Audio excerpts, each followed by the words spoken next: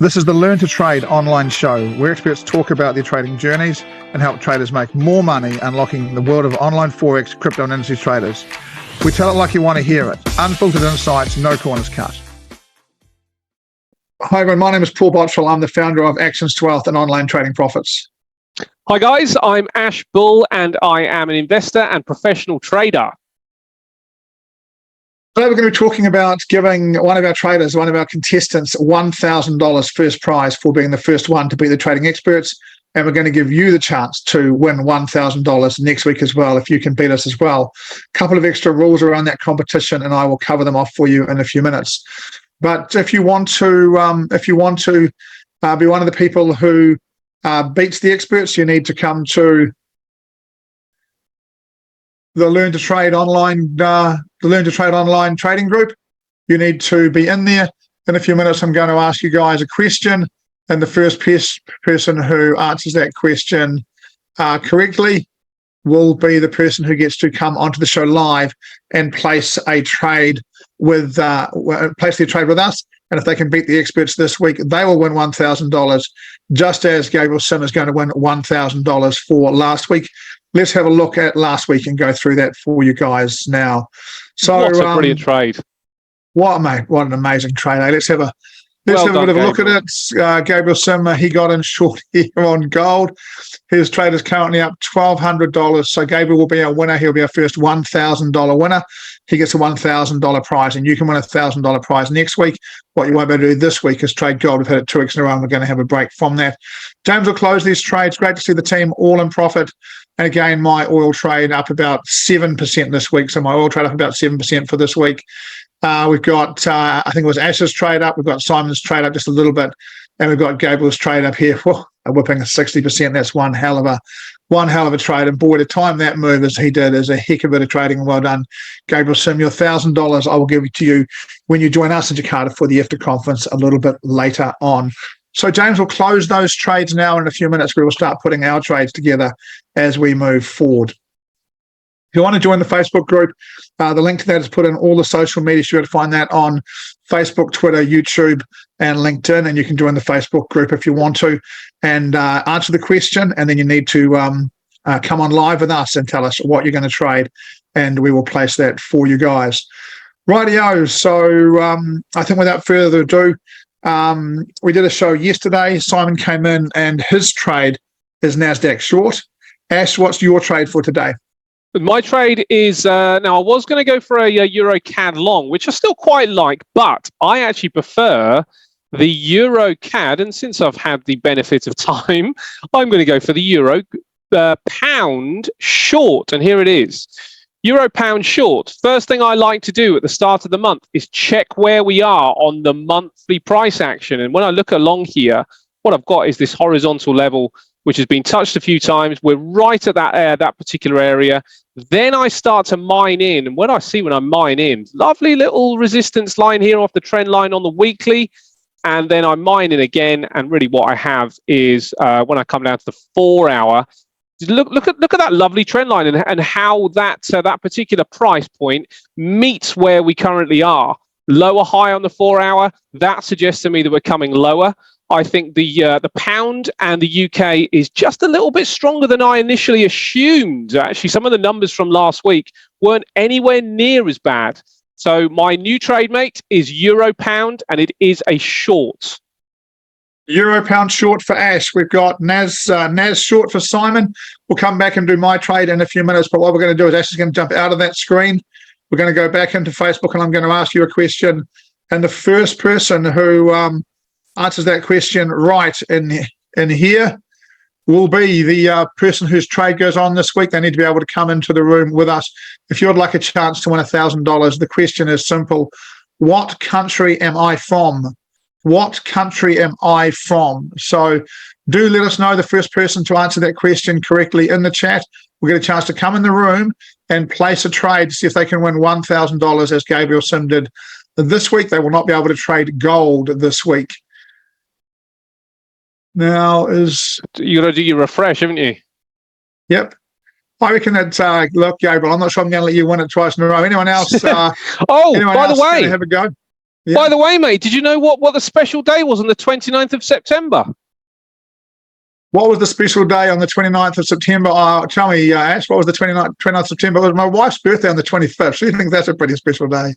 Well, I tell you whose other special day it was. What a week. It was Gabriel's.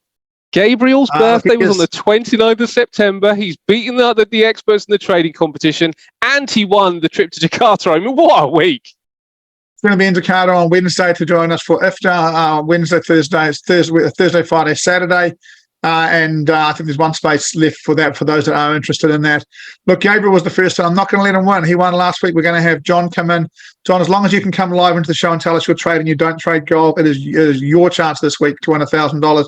Interestingly, look, it's $1,000. They were the only two. They were the last two in the IFTA competition last week, and now they're the two who are trading against us this week. I'll let James get John into the room. While we're doing that, I'm going to jump in and have a look at my trade for today. I'm going to keep it nice and simple for today. And I'm simply going to go with dollar yen long. Nothing in particular, nothing amazing about this particular trade. I expect that we'll have a little retest of monthly pivot at some stage. We may see a pullback at some point, but we've got some nice seasonality coming in here over the current period, which I quite like. And we've got, I'm right now, I remain a US dollar bull. We had a bit of a conversation about that in one of the earlier shows. I said I'm above 106 on the US dollar index. I'm a bull, which we have. So I'm going to stay, I said about 105, I'm a bull. So I'm going to stay bullish on the US dollar for now. And I'm going to take dollar yen as my trade of the week. Do we have John in ready to go and give us his trade? John looks like he's there. Oh, yeah.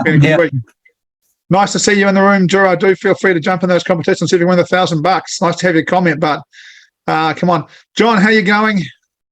I'm good, thanks. How's the weather in the UK? Is it nice over there? It's beginning to cool off. Yeah, it's getting a bit cold. It's still a bit cold here. Warmer than it should be for the time of year. Yeah, true enough. Now, what we need from you, John, is a product and a direction. James will put the trade on for you. You can't trade gold. The last two contestants have traded gold, so it needs to be something else. What have you got for this week? What would you like us to put on for you? I'm going to go for CAD Swissy short. CAD Swiss short. Oh, no, I like that. Yeah, that's got some wheels to it. Yeah, I've been in it long for a while. I'm just come out of it, and it looks well like done. It's at least another week going down. Good short, that one, wasn't it? But yeah, we had some significant resistance last week, and it does look like some unwinding may well come in. Difficult one actually to short because it was so strong, but you would expect some unwinding. So I like that. And actually, the CAD gets to November. CAD seasonally, all sorts of trouble. Very, very bad currency. So I think this one ultimately does unwind. Whether it's here, we'll wait and see. That is a heck of a move up, isn't it? Yeah. And now we're going to trade it for the side down. So that is John, and so we have our trades now. I'm going to do my we've got our trades of the week. I'm going to do my chart of interest of the week. Many of you will remember that I tipped out uranium a few weeks ago at about $44, $71 spot on uranium today. So that continues to go well. I talked about oil last week, which continues to go well. My chart of the week this week is a different chart, and I will.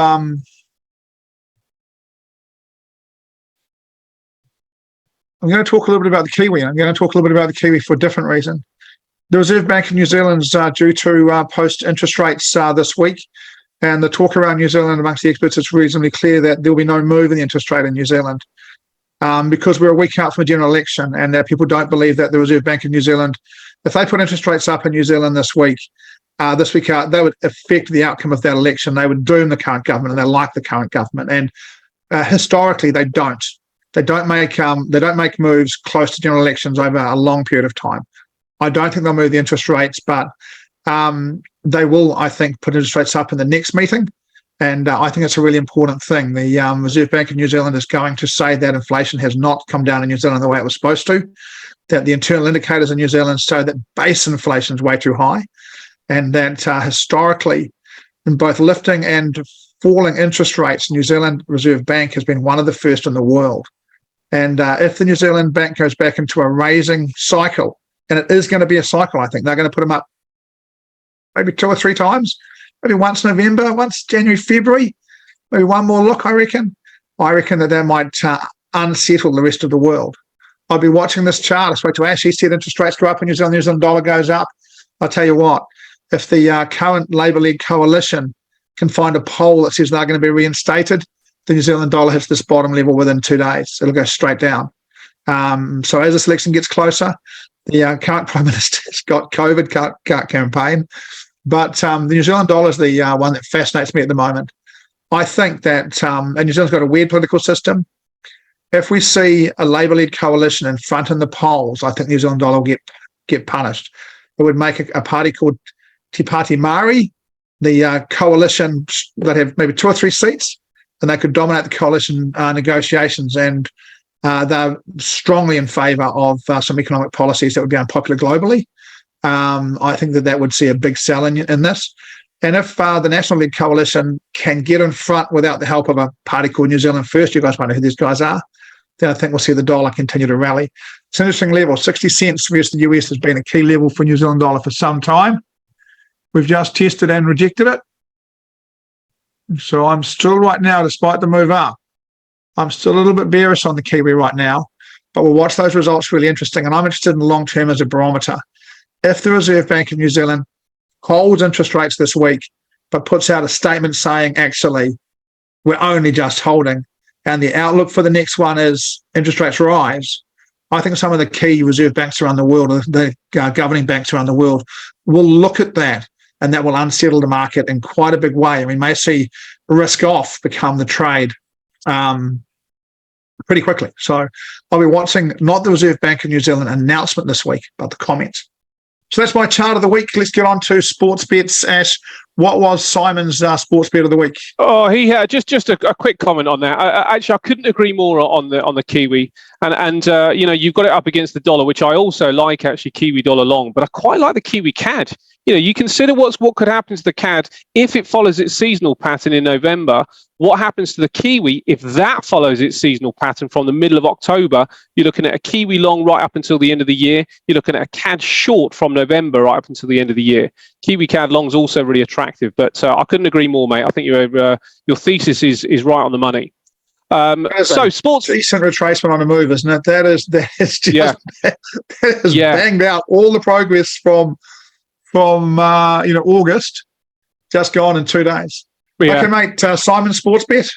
Simon's sports bet was West Bromwich Albion. He went into the Championship this week. So anybody that's not familiar, the UK or the English football system has 4 tiers, and he's gone into the Championship, which is tier 2, and he's going for West Bromwich Albion, which is a team in the Midlands, to beat Sheffield Wednesday on Tuesday evening. So that's his sports bet of the week.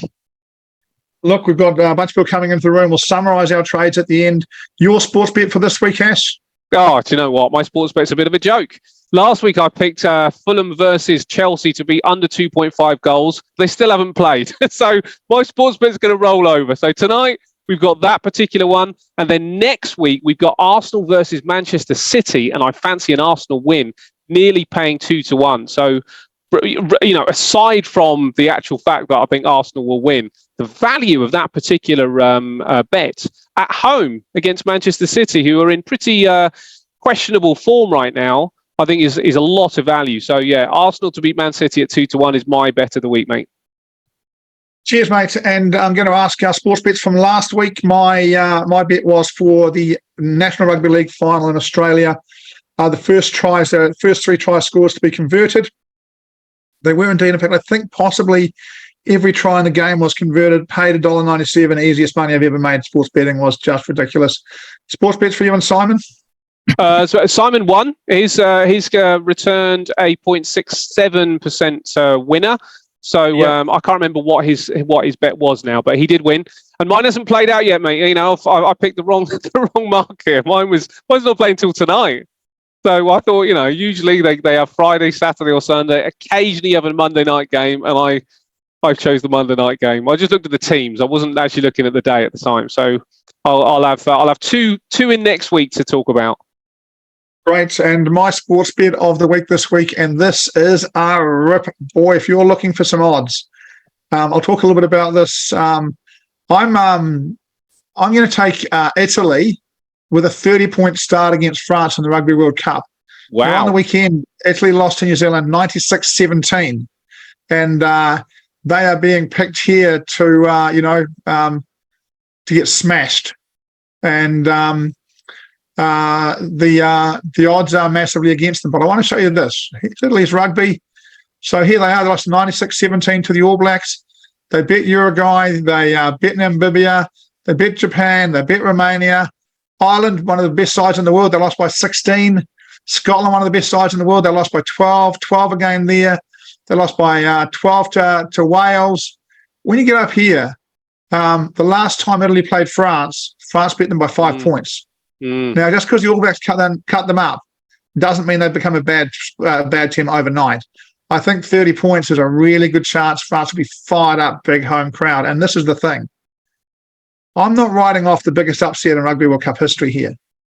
If Italy beat France, and this is the last time they played each other in the Five Nations, this is 5 points.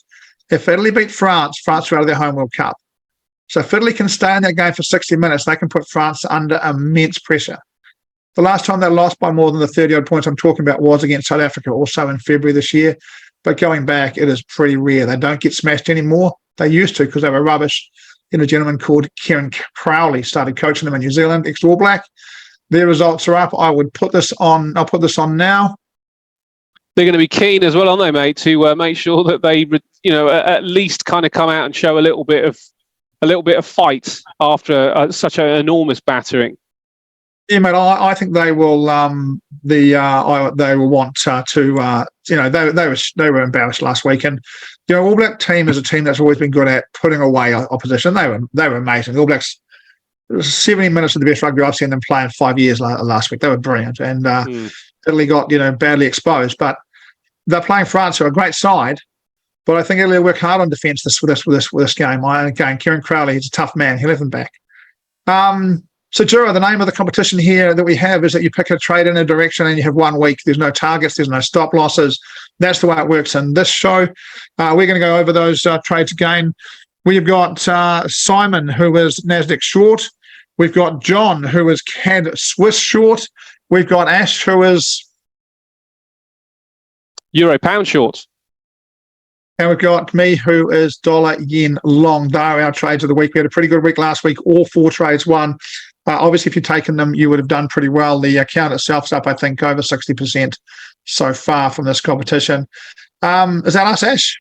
I believe so. Yeah, I believe so. Good luck to John, of course. Thank you. And look, guys, if John wins this week, we'll give him $1,000, and next week someone else can play for $1,000. And if John loses, we'll put the kitty up by the amount of people who belong to that Facebook group. So it'll be about $1,200 up next week. We'll be on at 6 o'clock. Ash and I think likely coming from the airport in Singapore for this one next week, but we'll be around for sure.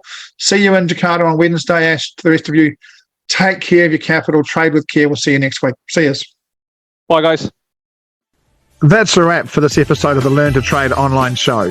Keep your charts up and your trade savvy. For more insights, subscribe and catch us next time.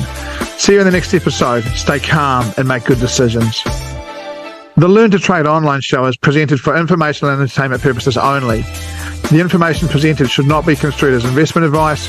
Always consult a licensed professional before making investment decisions. The views and opinions expressed on the Learn to Trade online show are those of the participants and do not necessarily reflect those of the show's hosts, guests and sponsors. The Learn to Trade online show, its producers, sponsors and the hosts, Paul Botterill, Simon Williams and Ash Bill, shall not be liable for losses resulting from investment decisions based on information or viewpoints presented on the Learn to Trade online show.